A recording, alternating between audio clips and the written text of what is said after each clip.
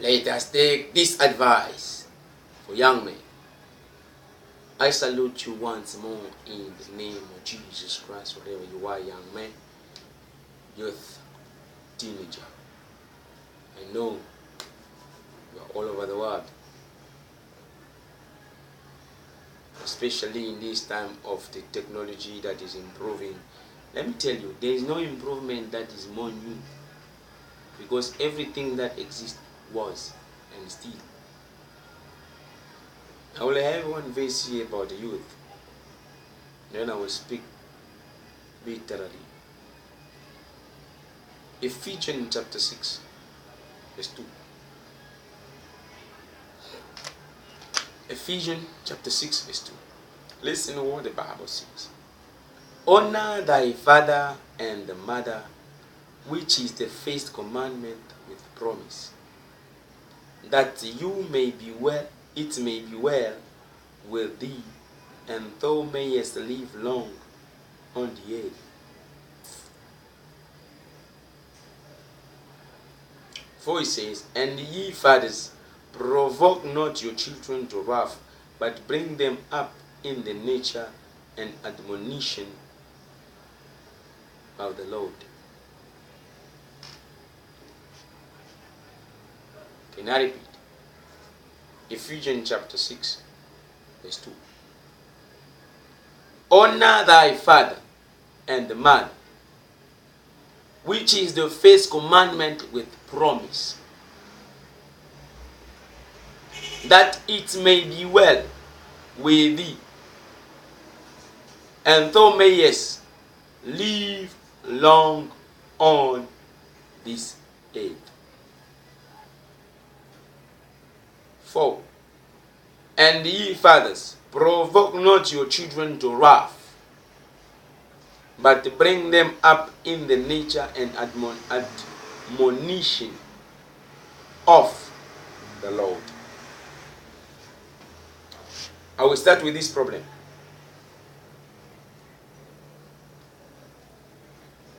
This is for advantage of the youth, yet they have to find out.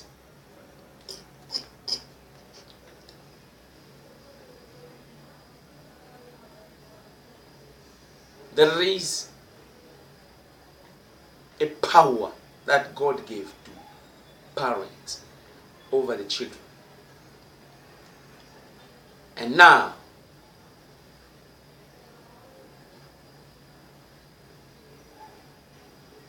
this power is natural, is progressive to descendants. Once I become a father, I've got that power over my children. And my children, once they are parent, they've got that power over their children. Now, the Bible says, and ye fathers, provoke not your children to wrath, but bring them up in the nature and admonition of the Lord. The thing is, if you parents are not Christian,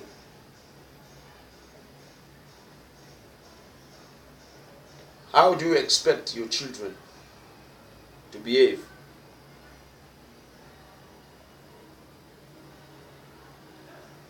Question mark. How will you admonish them? How will you bring them up? How will you help them to grow? You are not first a Christian.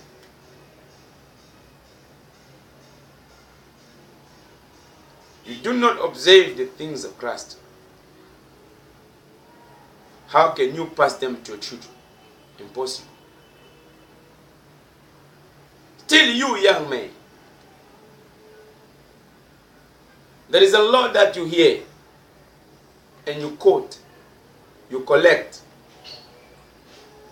from school, from neighborhood, from friendship, from community, from the church, from gathering or companies, and even the churches. that are so-called churches. You see, all this information you are collecting, and then it's coming unto one person who has to decide what is good and acceptable to him or herself and what to apply. Now you find that the parents are not set in the things of Christ. That when the child comes with all this information, they sit with the child at home and tell that, child, this one is not conformed to this book of God. So don't do that. Right. This one is good because it's conformed to the book of God. Keep on doing that. Because they are not well seized in the things of God, the child comes in with something strange where he went and collect, but she does not see how the parent react or what are the parent going to say about it. Yet the child hold that. I'm talking to the children who are still at home, the teenagers. Even those who are young, they're still at home with their parents. You collect the information and you don't see the reaction of the parents over that information you collect, over the things you brought from a different place. Because your parents are not in this law, in this regulation of the Bible. So it's difficult for you to ascertain yourself. And then you decide publicly on what you see interesting, on what you decide good. That is a danger. And that is wrong to the parent. I suggest and I urge you parent to believe in Christ Jesus, that you may know exactly how to bring up your children in admonitions and advice according to Christ. Because the proverb said, teach the child in the way that he should be learning.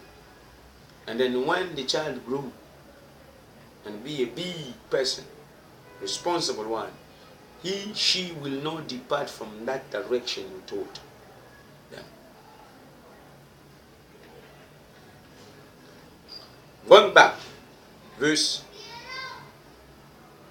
20. Bible says, but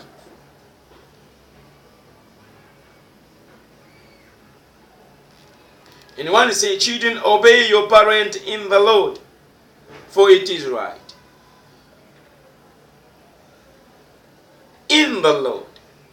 If both of you are not in the Lord, it's trouble. If one of you is in the Lord, the other one is not in the Lord, it's better the parent to be in the Lord, because they will collect the children and lead them into the Lord way. But if the parents are not in the Lord, the child, so it's complicated how the child is going to grow up.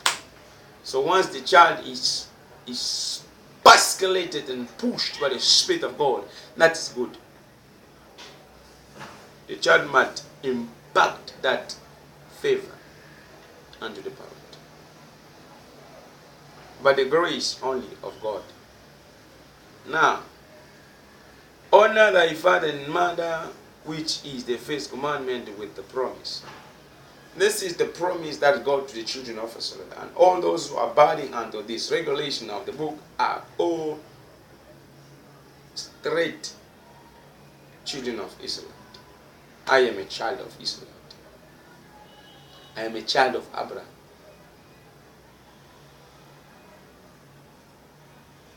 I'm now, since I believe in Christ Jesus, I became the seed of Abraham by faith. So, honor your father. Why ask a question? I'm asking this question. I don't know how you're going to respond to me or reply.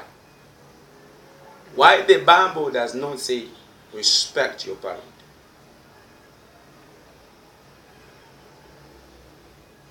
But the Bible says, honor your parent.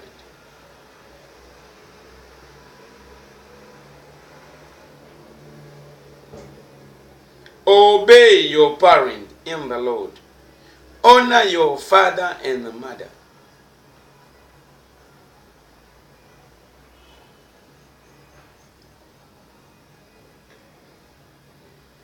Let me give you these 2 minutes. Respect. I respect someone when I see him presently. I give him respect.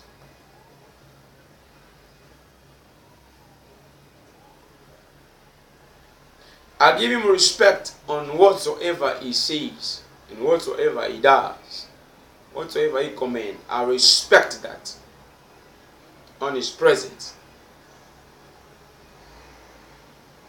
Once he's not there, does not matter. There is no respect. I can talk about him, I can kulumaring about him, I can speak any word about him.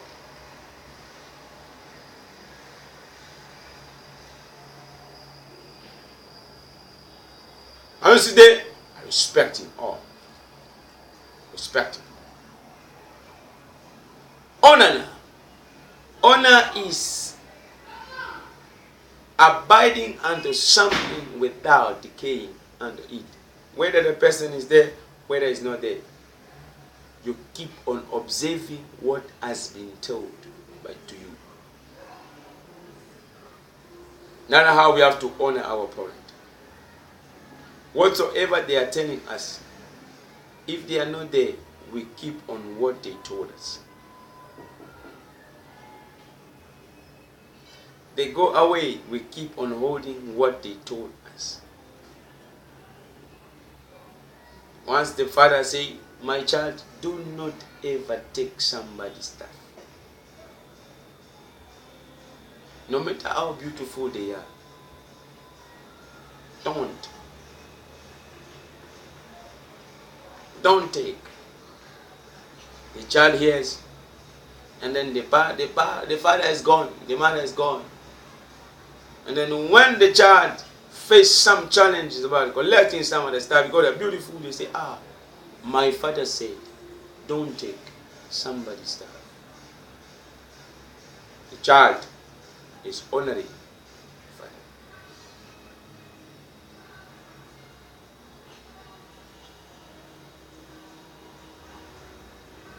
Obeying the father.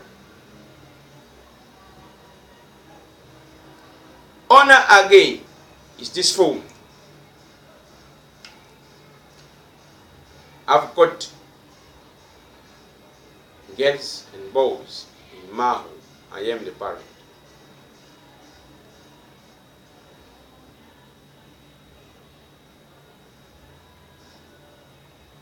These two people, they cannot have a relationship with anyone else under my roof. That we call boy and girlfriend. My daughter will not have a boyfriend in my roof, having sex under my roof. Does not honor me, the father or the mother. My boy will not have a girlfriend having sex under my roof. Does not honor me as a father and the mother.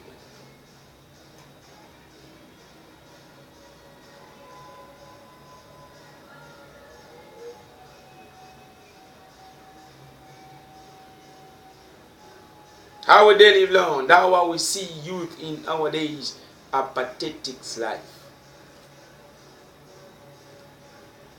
Instead of old age to die and leave the space for the young age, but young age are dying and still leaving the space for old age.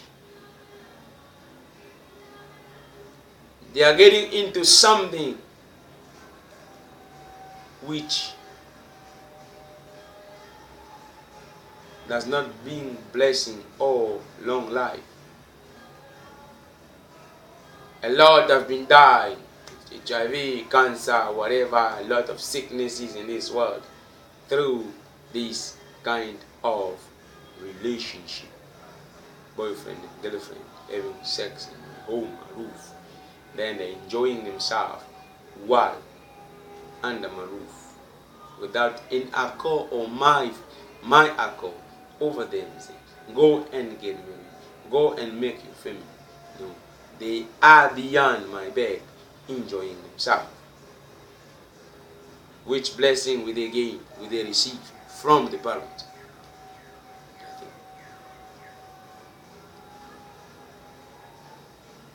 No blessing. There is no blessing that they are going to receive from the parent because they already entered into that intimacy beyond our back as parents.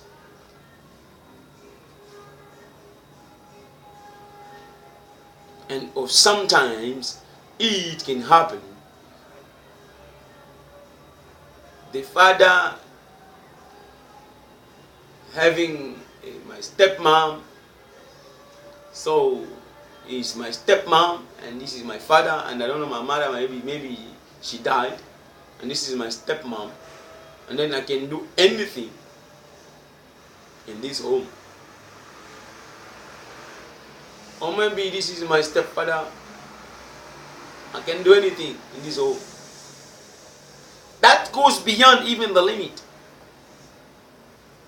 Both parents are not Christians, and then they accept this nyaka, these filthy things to happening in their home.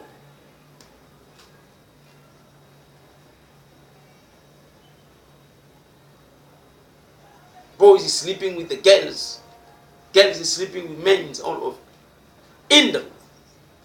Even outside. Without receiving a call of being given. Go to get married. Go and be married. Now go and make your own family. Never been given that. So he's already intrude herself or himself in those things. Where will you be blessed and get long life? Children of the house. How will you be prosperous? How will you be living long? We see the Magogo are living, keep on living. Asking myself, why these Magogo keep on living but the youth are dying daily? They are not protected. That thing does not bring protections over their lives. They are exposed to danger, to death every day. So if you are one of them who are nyakanyakaring in these things, in your rooms, in the father's roof, change. Stop. Stop. Stop it that you may live long.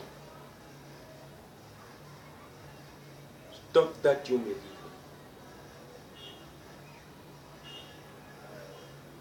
Father and mother, boyfriend. Father and mother, it's stepmother. I'm a girl. This is my stepmom. So the way I'm a girl and she's my stepmom, there is no relationship. So it's trouble. I'm going to collect my boyfriend and bring them in there, sex, wherever I can. And this one is my stepfather and this is my mom. So there's no good relationship. Even my stepfather is sleeping with this girl under that roof with her mother. What is this? Case upon case, in case over case, through case to case, till to case. Generational case. The child that will be born between them, what will he call it? Father or grandpa? Grandma?